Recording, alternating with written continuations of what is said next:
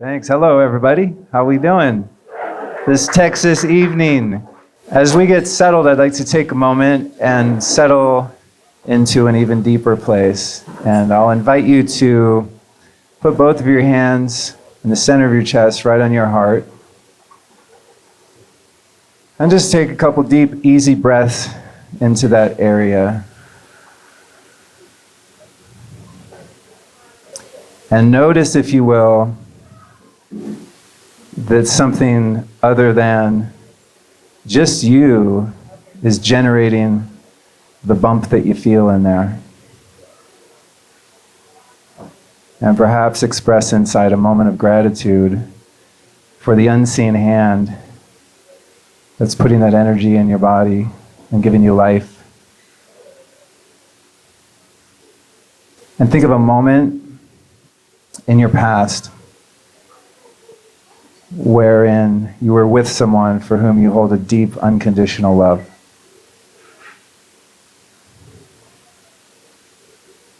And just feel that in your body, all of that love.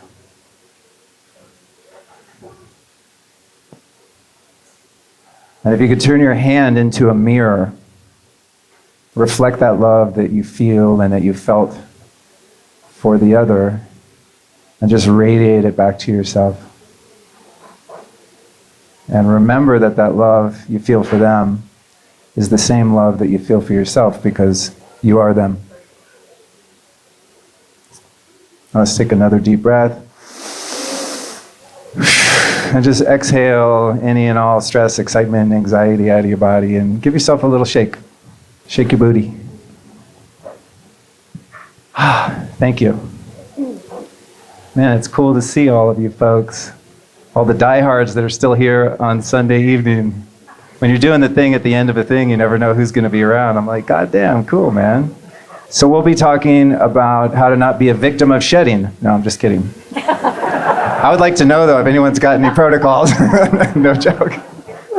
Oh, Lord, man, what a crazy-ass world we live in. I mean, what a time to be alive. Could we just take in the magnitude of this moment in history? I mean, humankind has never, ever, ever experienced the things that we're experiencing now. In the most positive sense on one side, and also sometimes in the most confusing and at the very worst terrifying. You know, it's just a wild time to be alive. I don't have to tell you guys that. But within this room is a collective consciousness of people who are unified by the value of freedom and by the value of love and personal responsibility.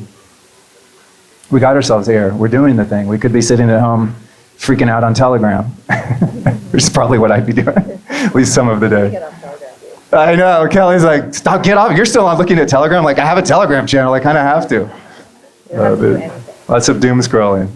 So I'm just really pleased to be here and just sending all of you love and appreciation for being, the folks in the world that are going to create the future that we want and that we deserve, that is our birthright. So thank you.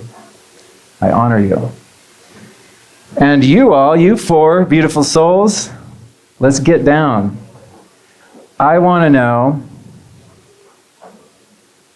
how one can apply personal responsibility in their life as a means by which to evade the sense of being victimized. What can we each do in our own lives, even when the external world might very much look like we're being victimized? And I'll start with you, Kelly, since you're sitting close to me.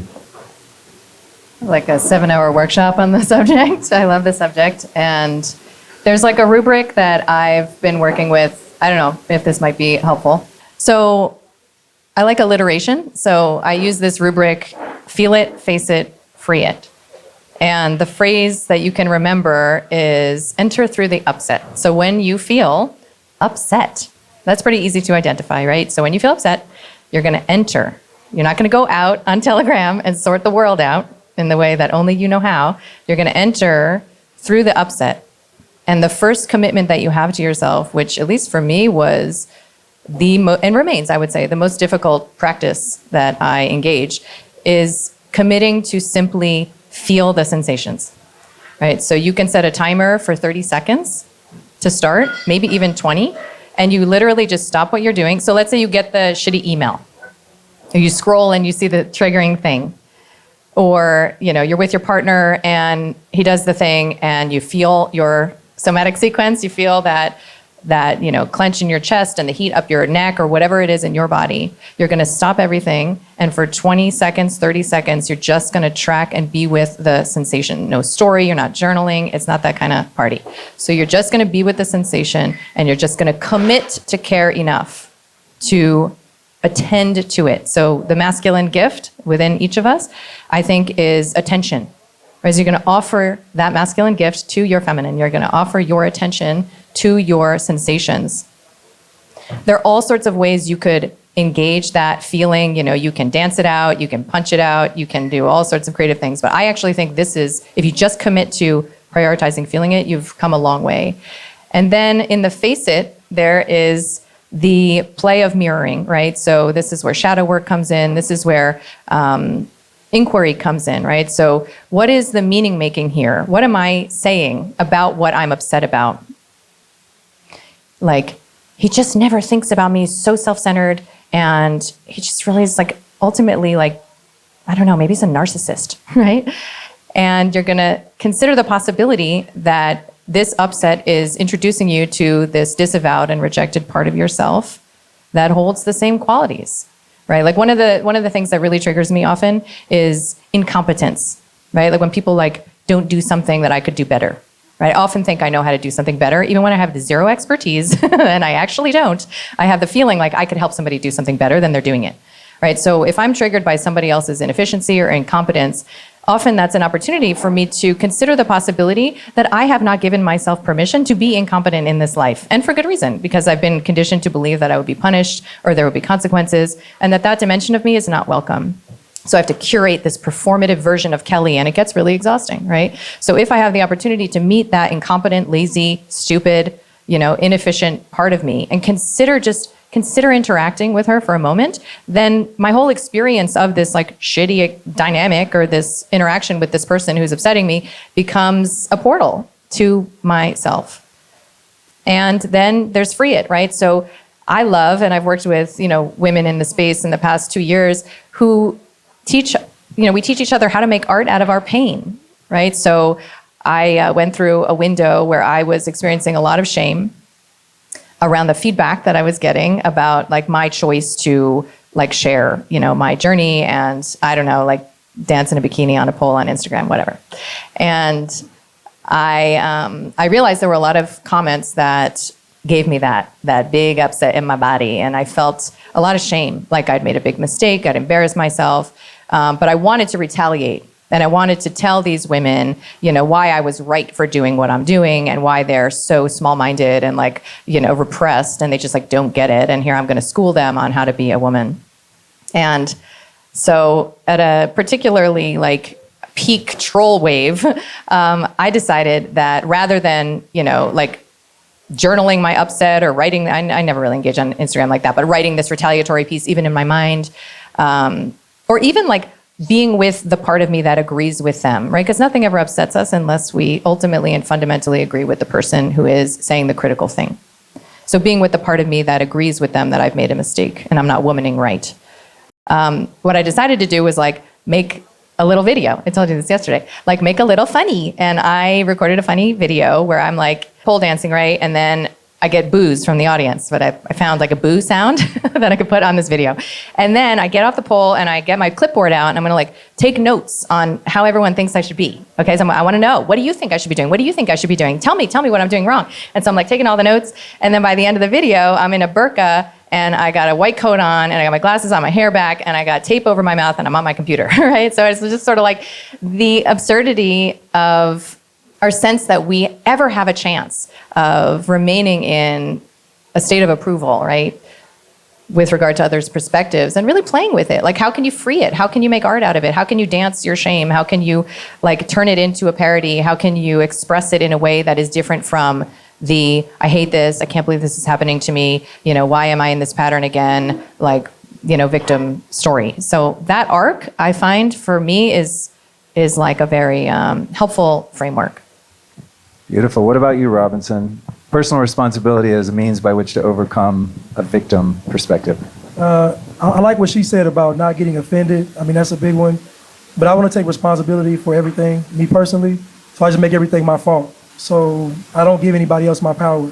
So like, for example, a couple of weeks ago, I was getting a nail in the same tire 4 weeks in a row. And I was convinced that somebody was trying to sabotage, my driving every day. But then I realized I must be doing something. Because if I make it about somebody else, then I'm going to be overly cautious, overly paranoid, and I'm just walking around. So I said I must be doing something wrong. Guess what? I made sure to monitor everywhere I parked and everywhere I went, and guess what? No more nails. And so to me, I just make everything my fault because I want to be in control. I don't want to give my power away to anybody. So if something happens to me, it's not on somebody else, it's on me because it's how I respond to it. And so I've learned through life that if I get offended by something, it's true. And then I also learned that every critique about me is going to be true at some point in my life. So I can't even get mad when somebody's saying something because they either saw it in the past or saw it in the present or might see it in the future. So I just think not being offensive and taking ownership of, first of all, I'm not perfect. So at the end of the day, if you get a nail in your tire, just monitor where you go and watch where you park, and I guarantee the nails will stop. Watch where you park. Great metaphor for life in general. Inspect your parking spot before you pull in. I could be applied in a lot of different situations. What about you, Aubert? Yeah, for me, I feel like it's reorienting around what is, right? Accepting that whatever is happening for me. And even if it might seem like I'm being victimized by life in some way, I perpetuated this chain of energy and it's coming back to me in some way. So even if it feels like I'm being abused or this shouldn't be happening, I got to reorient around, okay, now this is happening for me. This is what is. I'm not going to deny reality. It's happening. And so what is in this experience for me to help me evolve as a consciousness, as a soul, not as like a separate identity, right, that can be offended by life, but as that intrinsic part of me that's here to evolve beyond my separate self, my selfhood. And so just allowing it to be grist for the mill of my own evolution and taking responsibility for it, even if it seems like it's completely unrelated to me, to really humble myself. Humility for me, because there's a big part of my younger life where I did feel like a victim and I made it all about me. And in that, I wasn't able to laugh at myself. Everything was such an offense. But coming back to that, the 4 agreements, right? Don't take anything personally. So to be able to take a step back and say, okay, what's the goal here for me? How is this trying to help me evolve? And it's been wonderful. Yeah. What about you, Dawn? I'll say something different from as I was saying this morning, our language, the words that we use to be aware without having to be I mustn't say this and I should say that. And again, that's the whole idea of what you are supposed to do, should do. It's to really just be present with the language and to be curious about what you're doing, to really sit with the words you're using and think, okay, that's okay, there's nothing wrong. And again, this is the whole concept of, like with the health system, or the so-called health, the medical system, that we're given labels and it's you've got this and it's bad and it's wrong and there's something you've got to do about something. And it's always the idea that you've got to change something. Now, that's not to say that we can have different experiences, but the idea we've got to change something means there's something wrong with where you are at the moment. And again, like I said, this morning of, everything will be all right, to sit with that kind of concept of, well, why wait for it will be all right? That suggests that there's something wrong with our now. And it's, again, not to just sit there and just be so finicky about, I've got to be careful what I say. It's to be with the language you use and also how you feel about the words that you're using and how you sit with that. And if you feel that you're using language that makes you feel like a victim, just sit with that and not beat yourself up and think, well, what am I trying to tell myself? Because all our experiences are for us to learn something from and to really sit with trying to get an idea of what we're learning. And if it doesn't come to you, that's fine. Take some time out and maybe sleep on it and something will come to you the next morning. So you can get this concept of just losing our limiting beliefs. As I was saying this morning about limiting beliefs, they really can manifest all kinds of experiences, and to recognize those experiences may be related to some limiting ideas about who you are, what you are. And you think, just sit with it and think, okay, maybe I need to have a look at something just to be more aware, as I say, of what the words you're using, and just to be with it, just to see how you feel, and be kind to yourself, love yourself, think, oh, this is a great journey. I mean, this has been a fantastic weekend, a fantastic journey of being together and I think that's the other point of being with people you feel safe and comfortable with, means you don't have to be on your guard. And I think being on your guard puts you in a tense situation, and then that may well be reflected back to you. So again, it's, being kind to yourself, loving yourself, and then your experiences will feel a little bit different. And again, that doesn't mean that it's all going to be plain sailing, because something else will present itself and you'll have a new experience. And to recognize them as experiences rather than, I've done something wrong. And again, that puts you back into the victim. If you think you've done something wrong, you think you're a victim. Boom. Love it. All right. So many of us throughout our lives have probably had situations in which we felt victimized, and then applied some self-honesty at some point later and accepted the truth that our behavior, our decisions put us in a position to be harmed, right? Speaking of that responsibility. And in my own life, I would say most of the times I've had something to do with it based on my own selfish motives or ignorance or lack of discernment, etc. However, there are situations, particularly I think in childhood, where we are in a pretty black and white situation of being victimized through no fault of our own. How do we find in those situations reconciliation and even forgiveness for the perpetrators of harm? I'll just say, in every situation, somebody has to be the bigger person. And I learned that dealing with my father. My father wasn't who he was supposed to be in my life for many years. And then later on in my life, he changed his life. And so I realized that I couldn't treat him how he treated me all those years, because once I was older, you kind of feel like you're in the parent position, I guess. And I looked at him as like a child, because he told me about his life and what he went through. And so I kind of had sympathy and empathy, whereas before I had a lot of resentment. My dad used to come to my games drunk, making a scene, just like embarrassing, just doing everything I think he was doing on purpose. Like, dude, stop doing, like, every time I had something, he was showing up. I'm supporting you. No, you're not. You're embarrassing me. But when I got older, I realized that, I'll tell you, my father called me up one day and he was crying. And he was crying because I wouldn't talk to him.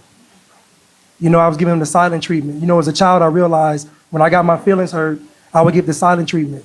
I did it to my mom, it crushed her. I did it to my father, and it crushed him. And I realized that that's a power that I have over people that love me. And so how do I use that power? Do I abuse it, or do I not use it because it's hurting people I love? Even if I'm justified in giving the silent treatment, even if I've been done wrong, I know that silent treatment hurts them more than what they're doing hurts me. And so to me, somebody has to be the bigger person, so why not me? That one resonated. All right. I love this question. I'm a big fan of family constellation. How many people have done family constellation before? Okay, so go onto the Google or pre-search or whatever you use and find it in your area, because there absolutely will be one. It's not like some special spiritual ceremony. And explore the opportunity to see yourself in your perpetrators. So in family constellation, a lot of the theory is that there are exiles in your system, right? And an exile could be like a grandfather that cheated on your grandmother and then the whole family, disowned him. Or it could be a perpetrator, right? Like, let's say, a babysitter molested you and your sister, and you and your sister have held the energy of like this bad person throughout your entire life. That's an exile. These exiles are a part of your system. An aborted baby is a part of your system. So there are all sorts of energetic entities that have to be organized back into your system. And part of the process of doing so is to look in the eyes of a representative of your perpetrator and to say, literally, and feel it, I see myself in you. I've literally done this exercise with like the pro-vax community, right? Like I've sat with a representative of, mandatory injections, let's say, and I will say, honestly, it's not that difficult for me because I was that person, right? So I'm rejecting that part of me. And if I can see myself in the perpetrator, in the abuser, in the one who did that to me even as a child, then I can not only reclaim agency, compassion, connection, but I welcome that person into the system into which they already belong, right? So the power in that is immense. And I'll just say like one word about like adult versions of victimization, and one of the most powerful ones, which is infidelity. I used to really reject TikTok. Like I was like all about my activism and thought it was like a source of all evil and whatever. And in softening a lot of my rejections, I'm on TikTok now, and I like absolutely love it. Okay, I like actually love it. And I scroll it and I feel way better about humanity, and I get inspired by like baby and cat videos and like sexy exotic dancers, and it's just amazing. Like, I feel better about humans when I spend 5 minutes on TikTok. Okay, so that's the preface. But I'm too old for it, right? Like I'm not the target audience. But I had one viral video on TikTok, okay? And I got like 1 million views. And I was like, oh my God. And it was a whiteboard video that I did on the topic of infidelity. Because I tell a story about how I had this experience in Austin of being like hit on, let's say, by 2 very married men, right? And it was just like I was spending time like moving around Austin, and it just happened twice, and it was like notable. And I actually don't get hit on very often, and so it was notable. And I also had a friend who's going through her husband's infidelity, right? And I had this opportunity to really look at, right? Because when I had this experience with these 2 dudes, I really like started to feel for their women, right? Like I was like, oh, this sucks for their women, right? That they're like out here wedding band on, like giving me, their card or whatever. And then I was exploring the situation that my girlfriend was going through and recognizing that the co-creative process, right? That we are a match for, or that we are co-creating with our worst experiences of the horrible shit that's happened to us.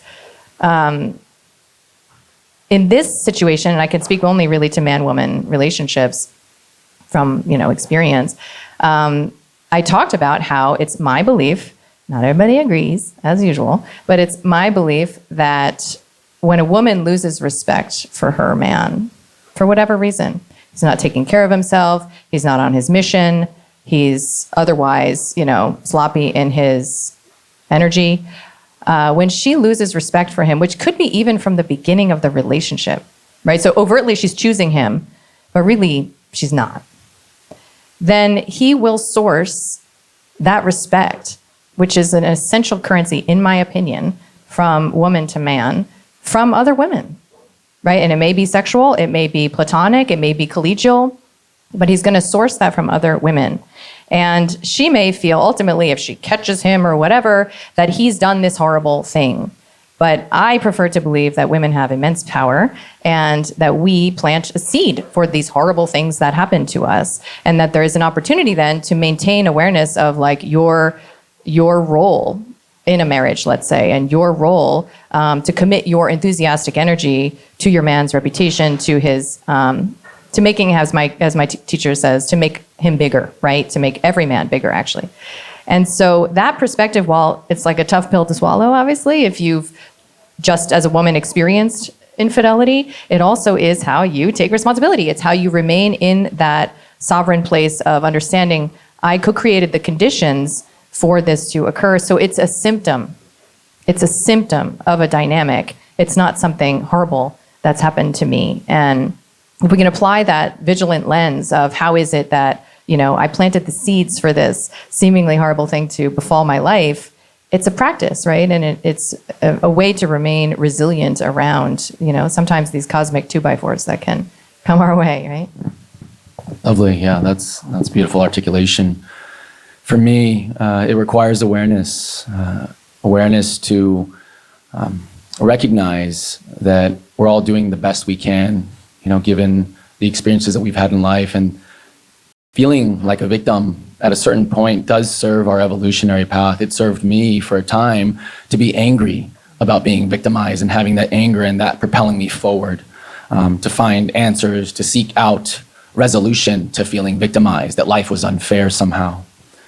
But then coming to the point to recognize that I can only go so far on my own, that we do need each other in this process of our unfolding. And for me, being met with compassion, right? Finding myself into healing work, feeling victimized by my father's absence, and the stories that my mom was saying that my father's a horrible person, he's just selfish, that's why he left her family, and adopting her view of him. And he was absent from my life, in and out from 5 to 11, and then they had a huge falling out at 11, and really left a vacuum in my life, and feeling that void, and feeling like a victim in some ways. But in my anger towards him, and my judgment and condemnation of him and the man that I thought he was, adopting my mother's view of him, that led me on my own path of seeking out, of looking for surrogate father figures, of being victimized by them in varying ways, finally coming to a point where, I just so hurt that I had nowhere else to go but into the grief, into the pain of it. And it was in grieving and following that thread of grief and just allowing myself to grieve that it created some spaciousness for me to see the light and feel the light in different ways. And it came down to a fundamental reorientation of living in a void, of living in a random universe where everything just happens randomly, to being met with the love of the Creator, to being met by unconditional divine love when I was at my worst, at the bottom. And in that experience of receiving and experiencing that divine grace, when I felt so worthless and hopeless and that life had no meaning and it was just an awful shit show. Coming to that point of receiving that grace and being met by God, it put the onus back upon me to now take responsibility for life, because now that in my worldview, now I knew that God was real. God's perfect. There are no accidents. Everything happens for a reason, literally, like a very specific reason. And so if I'm a co-creator in this and my thoughts are powerful, I have to take responsibility for how they come back to me. And so anything that's coming back to me, I get to reckon with and say, okay, this is something that I set in motion, maybe in a past life or maybe this life, but I get to meet this and allow it to grow me. Following that thread led me to people who were able to hold a compassionate space for me, that compassionate witness, to really grieve even deeper. It just kept on going deeper. I thought I already dealt with this stuff. But meeting my mentor, who was able to really hold that healthy father archetype to allow me to be that wounded little boy that felt abandoned by his dad and unloved by his father, to cry those tears and to be met by the love of my mentor, to see his eyes of love beaming back at me as I was grieving, receiving this letter from my father. My father never apologized for anything he did. He didn't have the capacity to. He's just stunted. But it came through another avenue. That healing came through another avenue as my awareness grew and as I allowed myself to receive. And so I feel like it's essential that we open ourselves up to asking for help. And for a long time, I thought I could do it all alone. Even after I found God, or God found me, I thought I could do it all alone. But this is a spiral path. And so at a certain point in the spiral, I felt safe enough to receive. And in that receiving, I was able to go even deeper into the grief. And so I feel like once we're able to reckon with these deep childhood wounds, it comes back to our origin, in this lifetime and maybe even beyond. But to hold that little boy, that little girl, to have that spaciousness within us where we can really open up to receive the love that's all around us, that's within us and all around us. And it will come, it'll come. It came for me and it'll come for all of us so long as we're open to receive. So yeah, compassion, awareness, receptivity, and humility. You have anything to add to that, Dawn? It's interesting that the two guys have had issues with their father, because I had an issue with my mother. Without going into detail, I have an older sister who was apparently, at 3 years old, apparently she was wonderful for the first 3 years of her life, and she changed on the day I was born. My mother told me this a couple of times, actually, and that left me with obviously a wound and thinking it was my fault that my sister was horrible, because she was a bit of a bully. But we are very different, and I knew I couldn't respond. There was a lot of anger in the house, and I knew somehow that it was wrong to just be, when you're angry, just to fire it out at somebody else. At the same time, I felt hurt, and I didn't know what to do with it, but I knew I can't be angry. So it left me with a space of loss of respect for my mother because of what she's told me, where you kind of, your mother's supposed to love you. Again, with where she was always putting the blame out to someone else. Nothing was ever her fault. So all these ideas I was sort of sitting with and holding for years, a very, very long time, and still feeling, I suppose, resentful towards her. And it took me a very long time because as a child, I was quite often sort of on my own and feeling very, very sad, very upset, very unloved, very alone. Another of the modalities that are available for looking deeply inside is internal family systems, IFS parts work. And going through some sessions allowed me to go back and heal how I felt, and also to recognize that I can learn something from how my mother was. I could have sat there and remained a victim of whatever she said and take the blame and sit with it and go, oh, well, it's my fault. I did actually spend a lot of time, many, many years, saying sorry. And people it's like, why are you saying sorry? It's like, oh, sorry. Because obviously I had this imprint that I was supposed to be sorry for having been born, for existing, yes. I think I still do it occasionally, maybe. It's not quite the same thing. But these ideas can be so deeply embedded that you can just feel this victim. You can feel that there's something, and when you learn that it wasn't my fault, but also not to then shunt the blame. Oh well, that was my mother's fault. She did something horrible to me, so make her responsible. So it's again seeing it in a different way to just, okay, I've learned from that. So it's about learning how I am. It's not about how anybody else was, that my sister was a bully, my mother never took the blame for it, never took responsibility, I should say. So it's really looking at that and thinking, how can I learn from that? What can I do with that? How can I respond to that in a way that is, as Blanchard said, being responsible, take the responsible way through how you feel. So it's a path, it's a journey. As somebody once said, I'm a work in progress. And I was like, we're all a work in progress. And that's great because there's always something to learn, which for me is like really exciting. It's like, yeah, loads more to learn. So let's keep learning. And like I was saying, with our language and how we feel, to really, it's the kind of blame responsibility. Again, responsibility can sound like a burden.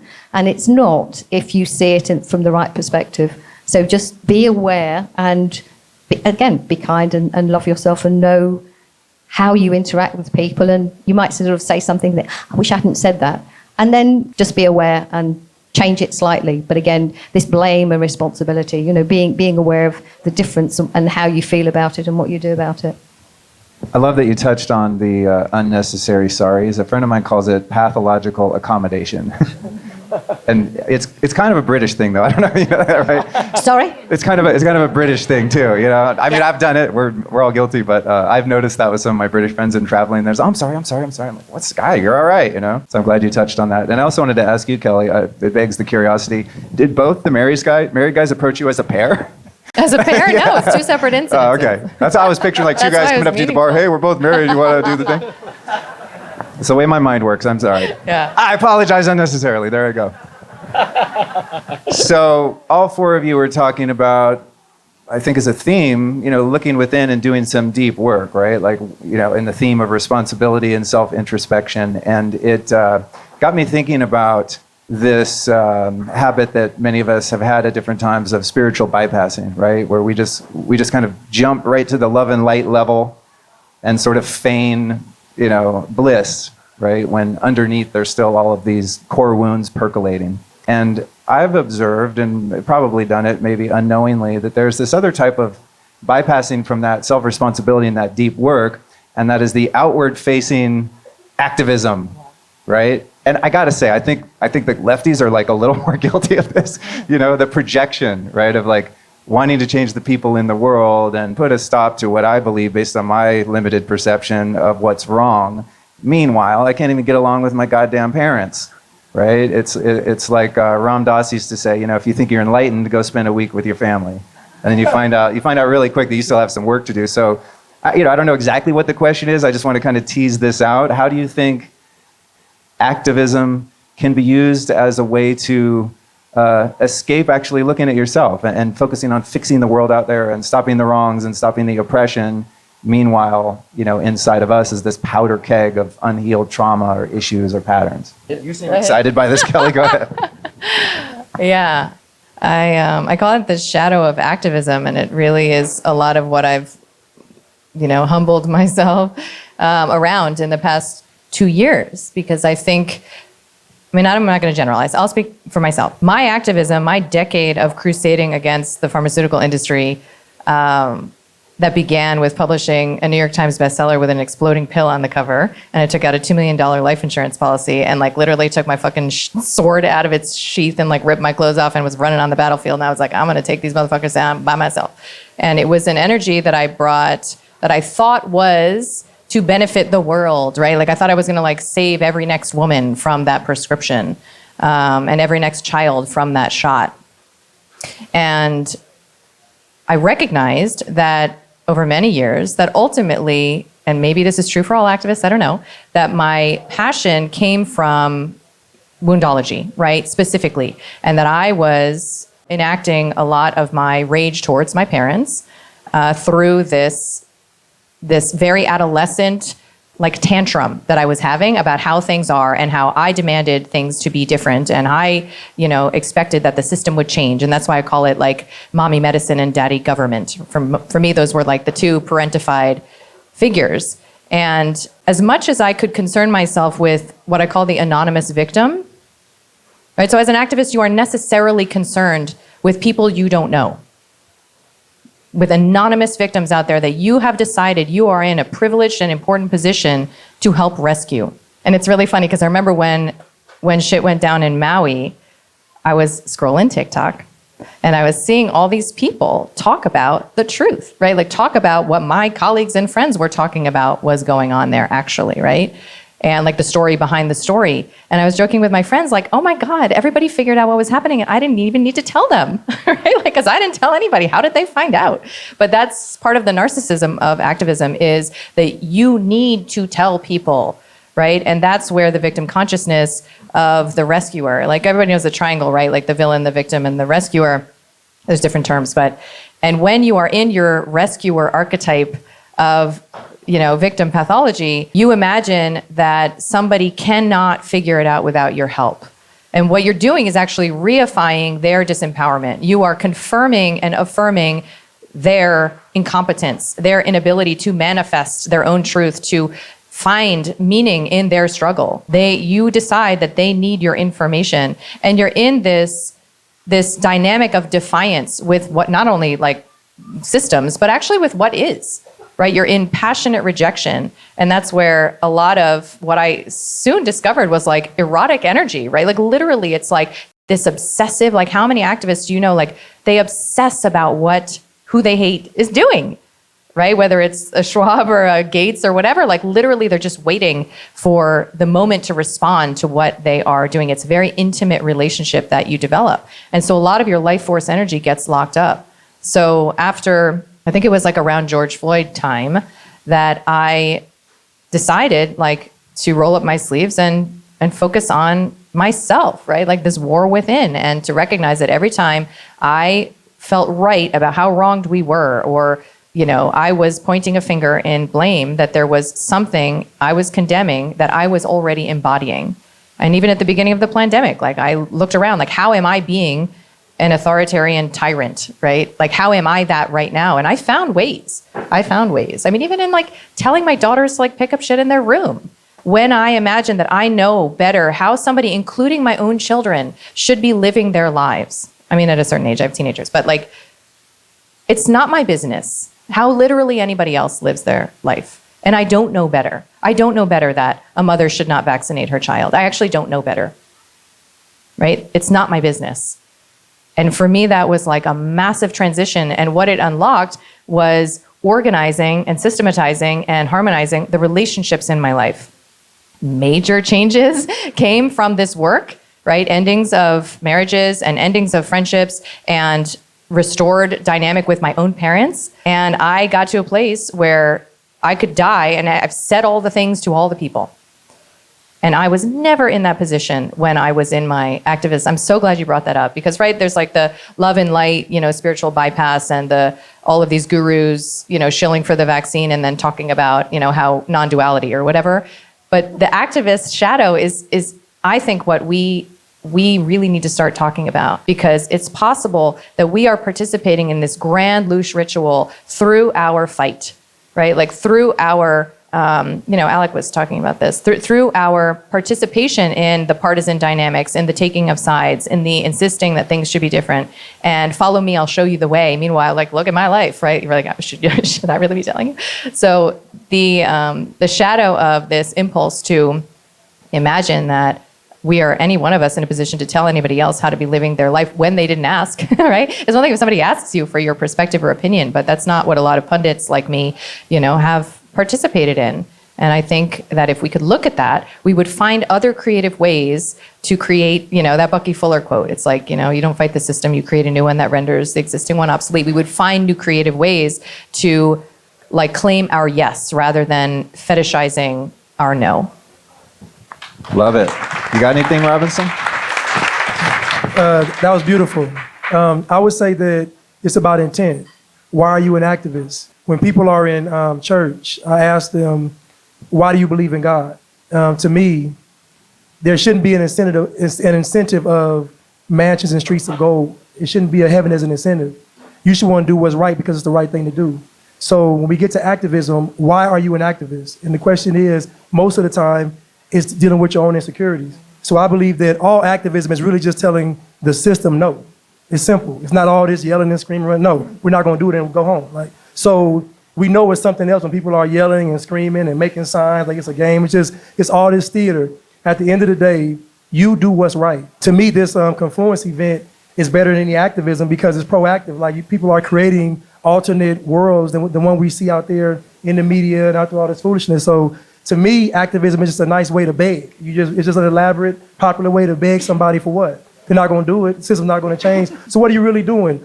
You're just getting your rocks off. You either want to be seen, you want to be heard, or you feel a certain way and you're upset. At the end of the day, I measure everything on intent. And so I realize that I can't want to do what's right for some kind of reward. I got to want to do what's right because it's the right thing to do, whether I get a reward or not, whether I get recognized. And so guess what? And I tell people this all the time. You should want to do all this stuff on earth, even if you don't go to heaven. Because the purpose of it is to do what's right on the earth. It's not about you going to heaven. It's about how you're going to impact lives. So to me, heaven is like the icing on the cake. You shouldn't even be focusing on that. And to me, most activism, like I said, is just an elaborate way to beg. And I just don't agree with it. But I'm not going to knock anybody that does it. I'm just going to simply say that intent matters. And to me, doing what's right, and like somebody said, creating an alternate. To me, if you create something that's opposed to the system can't exist. Boom.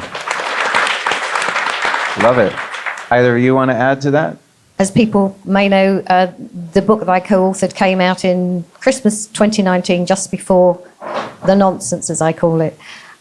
So at the beginning, it was like, wow, we must get this information out to people. People need to know this. It's so important. And again, it's the save the world. We've got to save people, so that they know what's going on, so that they don't do this. And, and it wasn't from a we know better. It was just, here's important information.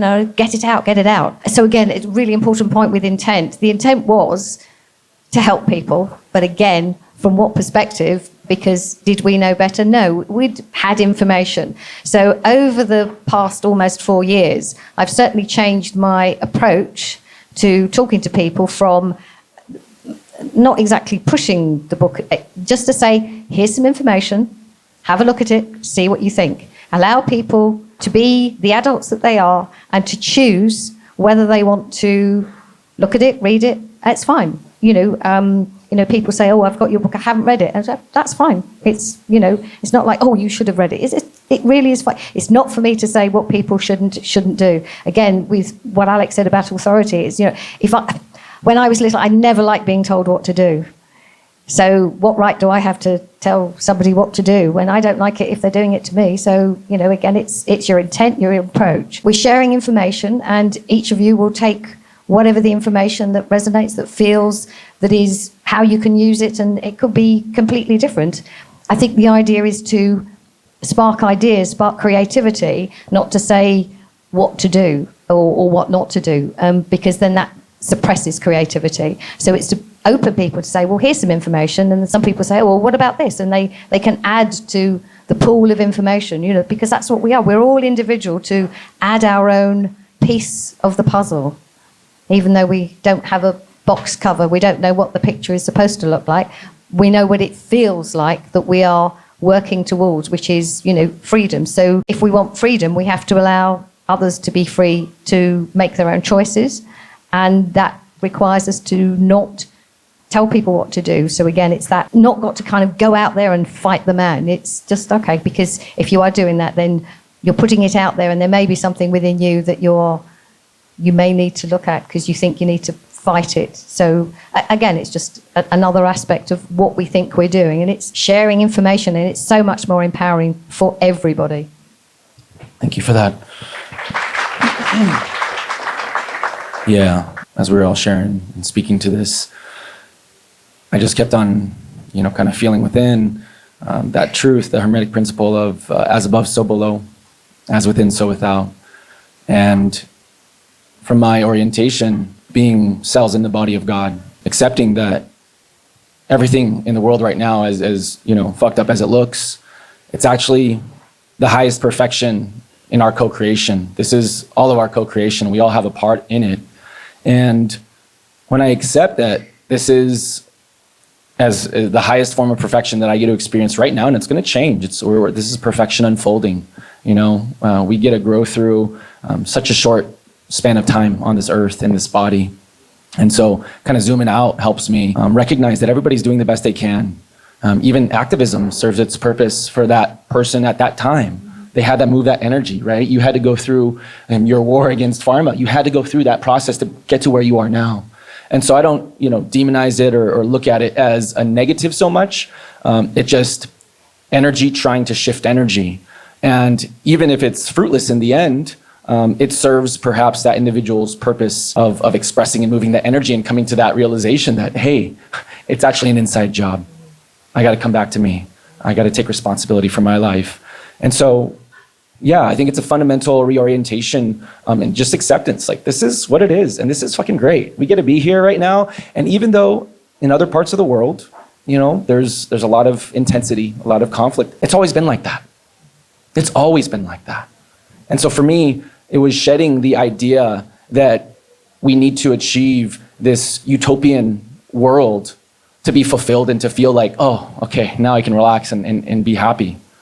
No, like I get to be happy now. I get to cultivate peace now. And I get to take responsibility to alchemize my own shadows instead of projecting them out into the world and saying, look at all those that are wrong. Other, right? It's all us. There is no other. At the end of the day, there is no other. And that's the deepest truth that, these teachers like Yeshua came to show, that this is all a part of God. This all gets to be here because we have that free will. And when we honor each person's free will to do what they will, we can more clearly know what our responsibility is in this time, in this place. And from that place of inner stillness, from that place of inner clarity, we can create something beautiful like we're all doing right now. We're all co-creating this experience. And so I think that activism has its place in people's evolution. And sometimes we need a boogeyman or a demon or a devil to push against so that we can grow and realize that we get to love that too. Right on. There's a quote that I can never remember exactly, but it's from Ramana Maharshi, and he said something to the effect of, don't bother trying to change the world because the world that you see doesn't even exist, right? Because we each lens our experience through our unique perception, right? So that's why you could go to someone who is opposed to your worldview, right? And they're as sure about their worldview as you are about yours, simply because the world they see is based on the projection of their consciousness, and that is such a powerful principle for me, because I think I know what's right for the world all the time, because I see the world as me, right? And the other piece of that, I think, in terms of the activism part, is it seems that the great change makers in history achieved more change outwardly by who they were or who they became by what they said or did, right? And it's just a really nuanced principle of activism. It's just if you seek peace in the world and what you see is conflict, we're tempted to get into conflict to overcome the conflict, right? It's like, well, I fight fighters. We saw that in 2016. We hate the bigots. We hate the people that hate people. It's so futile, It's like, it's hard to reconcile though, isn't it? Just, so I just meditate and then I get the world I want? Yeah, kind of, right? Because your perception of it changes. So it's really fascinating. this brings me actually to another question about perception. I think many of us have had the experience wherein, let's take the nail in the tire, okay? And we go to the store, we park, we come out, we got a flat tire, and then on the route which we were going to use to get home, there was a pileup, and a bunch of people were injured, and a couple people were killed. And we go, oh my God, thank God I got the nail in my tire, right? And it's fairly immediate, and we have these things all the time. There's something that we want, there's a promotion, we didn't get it, and then a better one comes along, that kind of thing, right?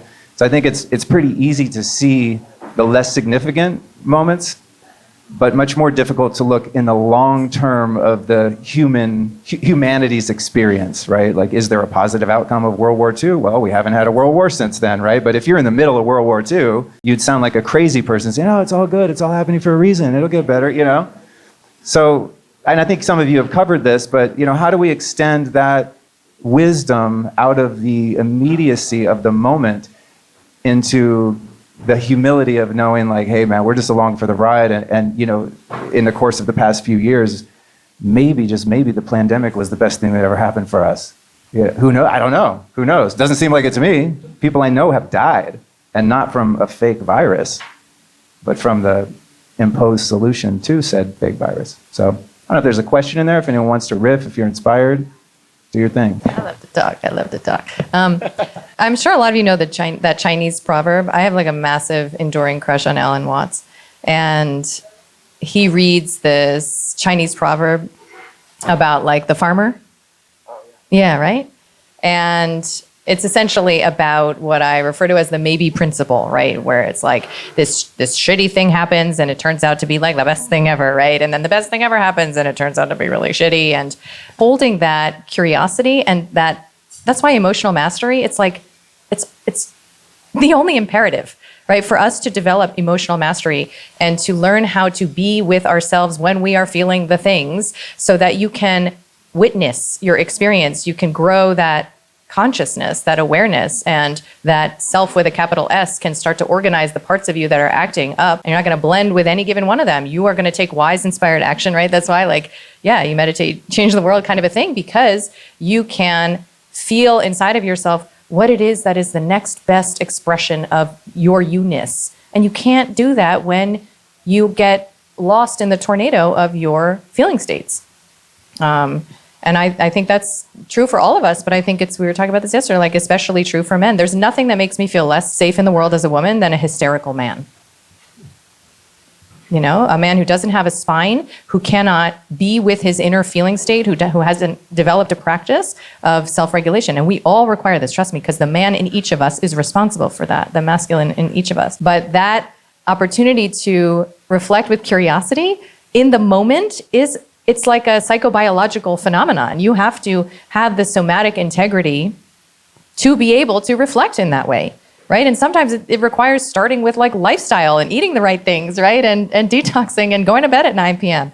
for you to develop the capacity to hold yourself. But when you can, then you can find meaning almost immediately, and it's like a game, right? So I have Gen Z kids, and I'm learning, I was saying to you yesterday, I'm learning a whole new dialect.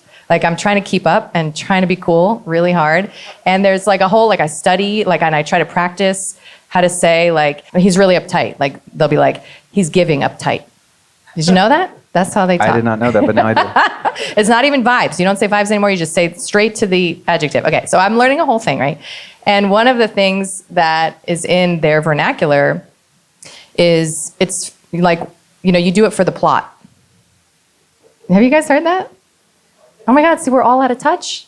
This is a problem.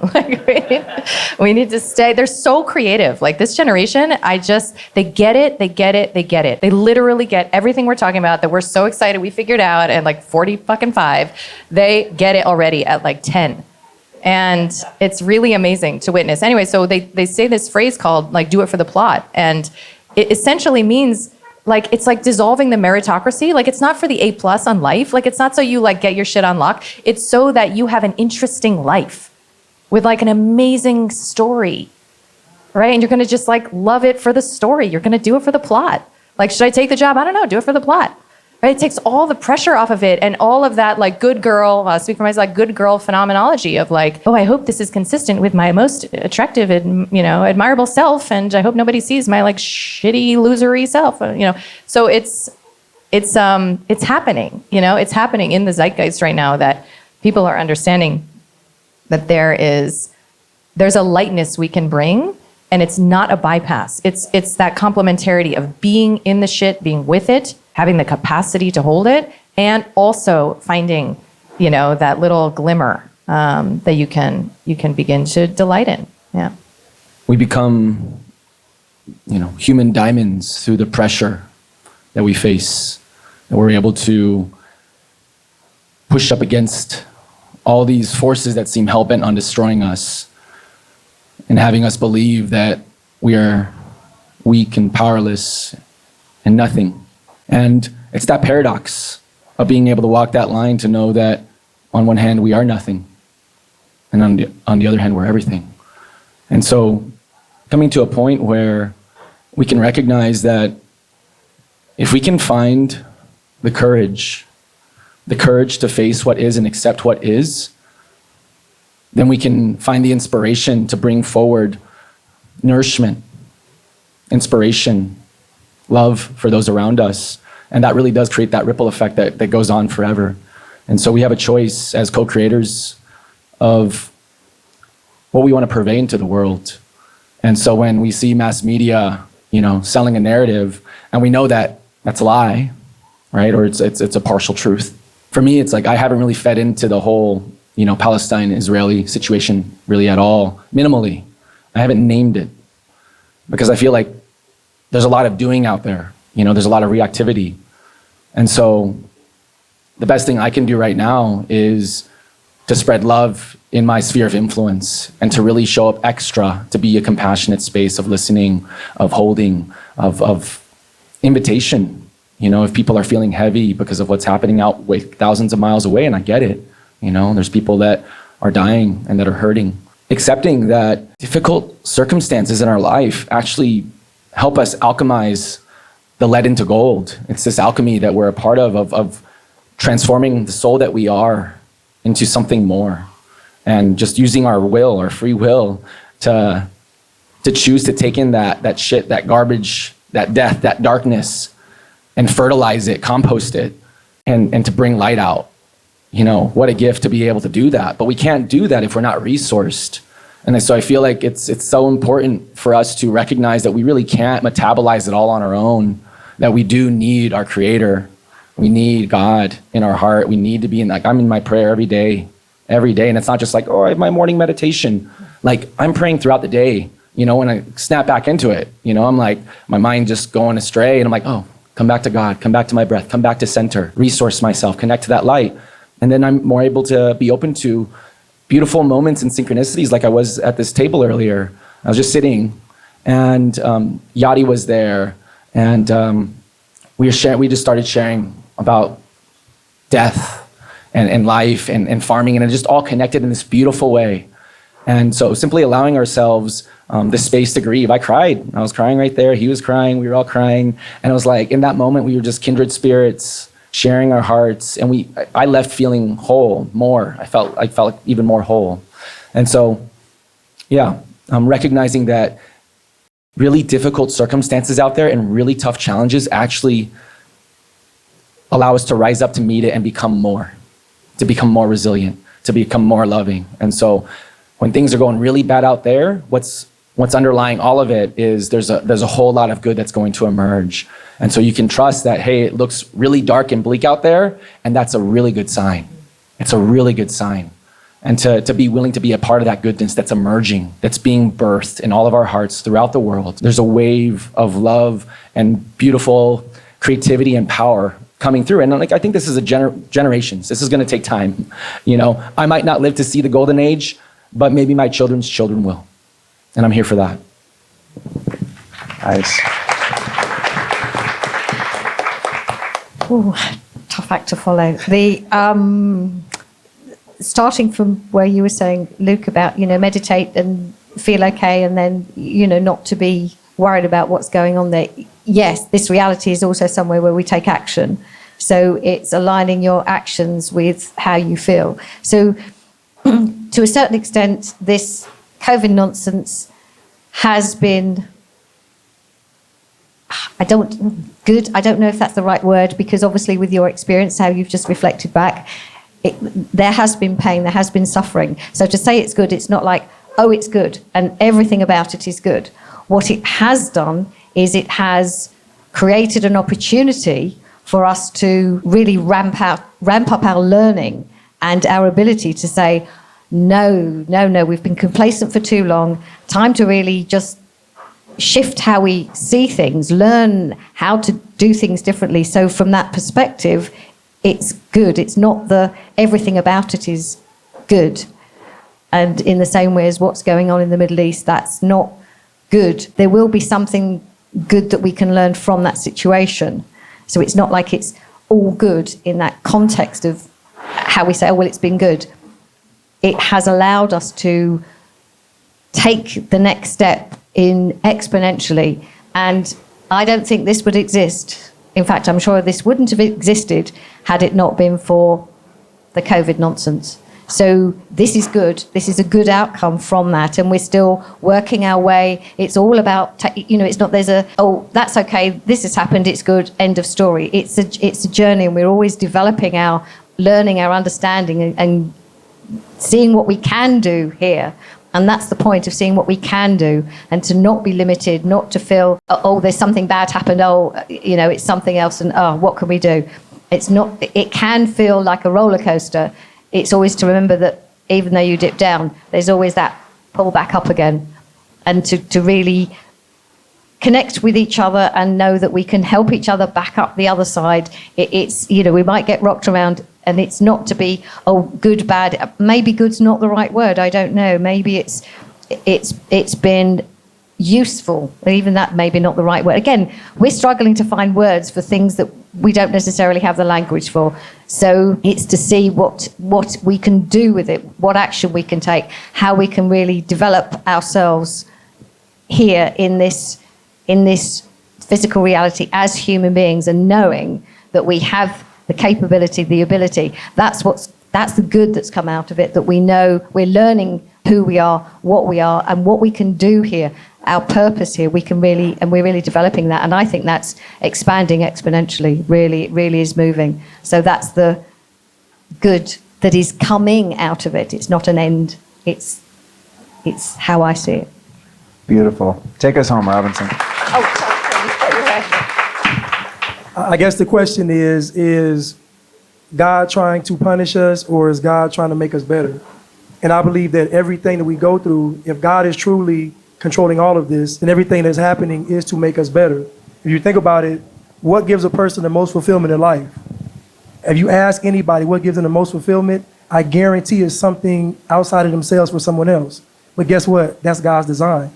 So if that's God's design for us to be able to reach out to each other, then everything that's happening is to make us better to be able to do that.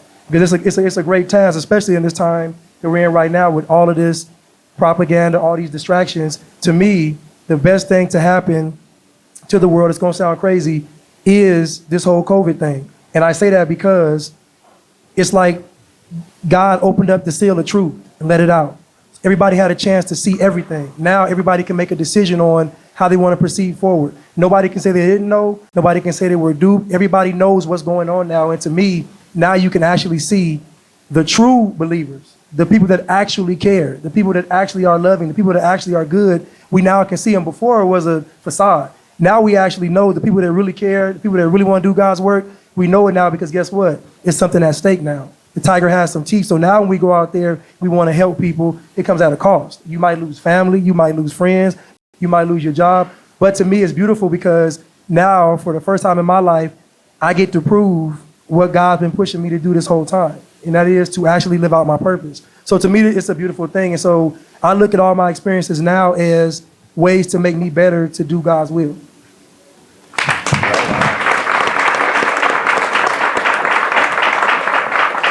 What a beautiful note to end this portion of the evening on.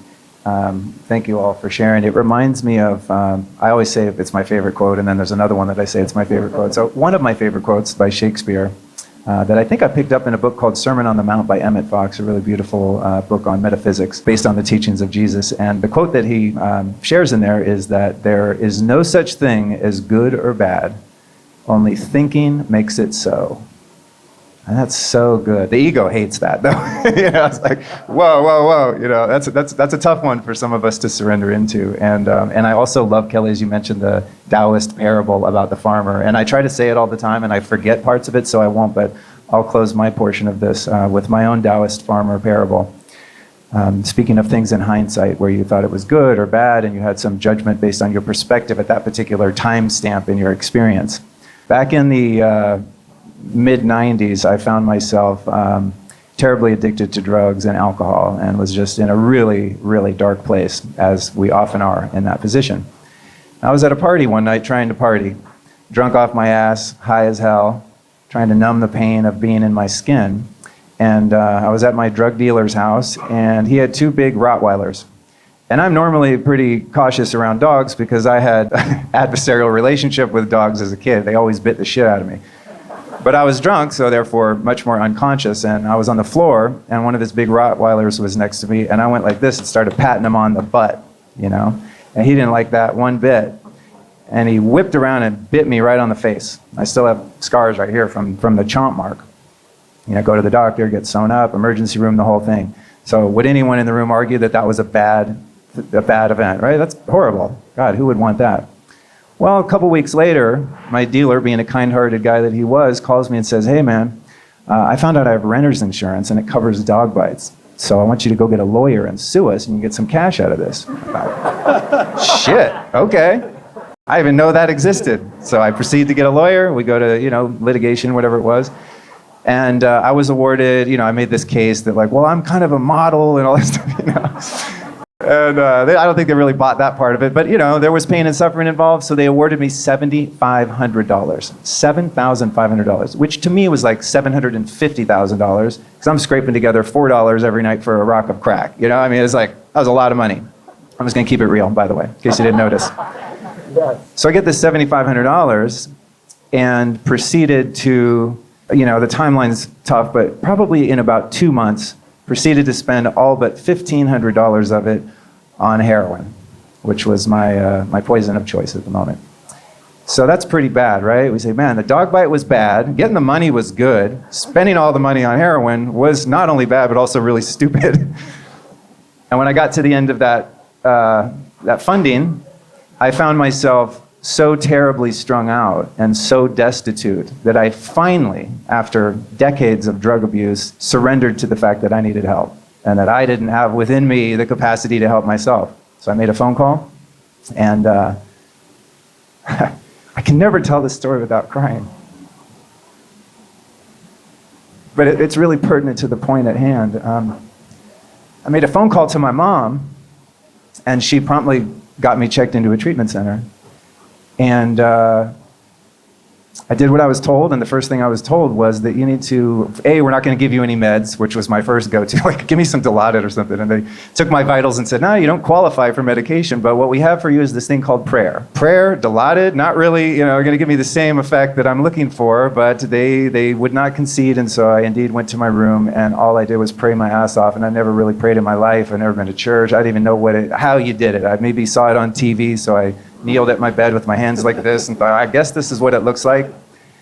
And I just asked a God that I didn't believe in or even believe existed, to give me salvation.